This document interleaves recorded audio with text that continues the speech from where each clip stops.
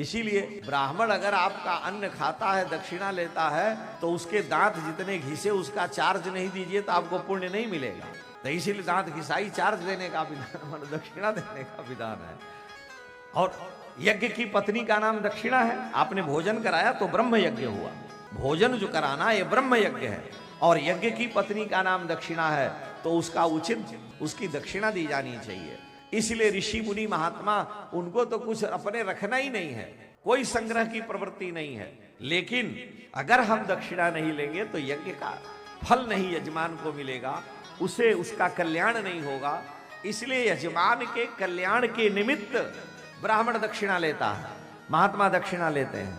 क्योंकि यज्ञ की पत्नी ब्रह्म यज्ञ है। ब्रह्मार्पणम ब्रह्म हवि ब्रह्माग्नौ ब्रह्मणाहुतम ब्रह्मैव तेन गंतव्यम ब्रह्म कर्म समाधि। तो अगर दक्षिणा नहीं किया तो होगा ही नहीं। भगवान यज्ञ पुरुष का जो अवतार हुआ है तो उनके साथ भगवती दक्षिणा का भी अवतार है। अब जजमान कचड़ा पार्टी वाला तो कहेगा खाली हर जगह दक्षिणा कहते हो। अरे गणेश जी की पूजा करोगे उनकी दक्षिणा नहीं चढ़ाओगे, नवग्रह की पूजा करोगे दक्षिणा नहीं चढ़ाओगे, चतुष्षष्ठी योगिनी की पूजा करोगे नहीं चढ़ाओगे। सामूहिक एक में कर दो तो पंडियो जी कहेंगे कि चलो भाई ठीक है, अभावे अक्षतान समर्पयामि। लेकिन अगर विधि पूर्वक कराना है तो तुम्हारा धर्म है, वो करना चाहिए। जहां जैसा व्यक्ति हो वैसा। अगर घाट के किनारे बैठे हुए दरिद्र नारायण है तो उनको आपको एक मुट्ठी चावल दे दिया, उनके लिए 1 रुपया ही उनके लिए दक्षिणा बहुत अधिक है, उनको अधिक देने का विधान नहीं। लेकिन अगर घाट पर गए आप और तीर्थ पुत्र है जो भगवती गंगा की सेवा के लिए ही तीर्थ पुत्र पैदा हुआ है, तो उसको 1 समय का भोजन का दक्षिणा नहीं दिए तो आपका फल नहीं है। क्योंकि 1 रुपया उसके लिए कोई वैल्यू नहीं है, 1 रुपया में तो चॉकलेट भी नहीं मिलता। तो वहां आपके दान का विधान अलग है उस ब्राह्मण के लिए जो तीर्थ का पुत्र है। और उसके बाद आप गए जो जंगम तीर्थ हैं, स्वांतस्थेन गदा भृतः जिसको कहा गया, जो अपने हृदय में भगवान को लेके विचरण करते रहते हैं संत ऋषि मुनि महात्मा। अब उनके यहां गए तो वहां भंडारा चल रहा है, 1000 से अधिक ब्राह्मण गायत्री जप रहे हैं और पाठ कर रहे हैं। तो वहां आप कहोगे कि हम 5 रुपया चढ़ाएंगे, तो वहां उसका विधान अलग है। कम से कम उसके विधान के अनुसार आपको देना पड़ेगा। जैसा पात्र हो, आप कहो कि 20 ग्राम का लड्डू हम गणेश जी को चढ़ाएंगे तो गणेश जी 2 डंडा मारेंगे। 20 ग्राम उनके कान में डालोगे कि मुंह में डालोगे। जैसा आकार है जस देवता तस चाहिए पूजा। हम नहीं करें, तुलसी कह रहे हैं भाई, जस देवता तस चाहिए पूजा। जैसा देवता है वैसी ही पूजा है।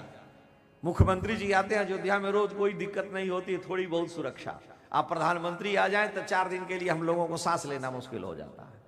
क्यों? कि वो देवता दूसरा है, ये देवता दूसरे हैं। सबकी अपनी अपनी क्षमता है। हर व्यक्ति का डीएम आता है तो उसका व्यक्तित्व अलग है, और वहीं पर डीएम का चपरासी आएगा तो उसका व्यक्तित्व अलग है। सृष्टि में 5 उंगली आप बराबर कर दीजिए। आप कल्पना करिए हम 5 उंगली बराबर हो जाए, भोजन कर पाइएगा? जरा हाथ मोड़िए देखिए। विधाता ने बनाया कि अगर 5 उंगली बराबर हो जाए तो कितनी निकली रहेगी, कैसे आप भोजन करिएगा? जड़ चेतन गुण दोषमय विश्व कीन करतार संत हंस गुण गहं पे परिहरि बार विकार। विधाता ने ये विधान किया है। मार्क्स आए, लेनिन आए, उनकी सारी संतानें खत्म हो गई। मार्क्स और लेनिन का सिद्धांत तो डूबने वाला है, लेकिन साम्यवाद वो नहीं ला सके, सर्वहारा वर्ग को प्रसन्न नहीं कर सके। क्यों? कि सृष्टि में बराबरी हो ही नहीं सकती। जब सारे कुत्ता गंगा नहाएंगे तो घर की हड़िया कौन ढूंढेगा? हम लोगों के यहां कहावत है भाई, सभी लोग जब जज कलेक्टर बृहस्पति हो जाएंगे तो बाथरूम साफ कौन करेगा? हम आपको कह रहे हैं कि आपको हम 50 लाख रुपया देंगे और आप चलिए गटर में घुस जाइए और गटर में घुस करके साफ करिए। विधाता ने जो विधान किया है सबके लिए अलग अलग है। सृष्टि में सारी नियम व्यवधान, सारे नियम अपने अपने ढंग के हैं। भगवान अगर विषमता नहीं संसार में करें, समत्व से सृष्टि चलेगी ही नहीं। जब तक सतो नेगेटिव पॉजिटिव नहीं मिलेगा तब तक बल्ब जलेगा ही नहीं।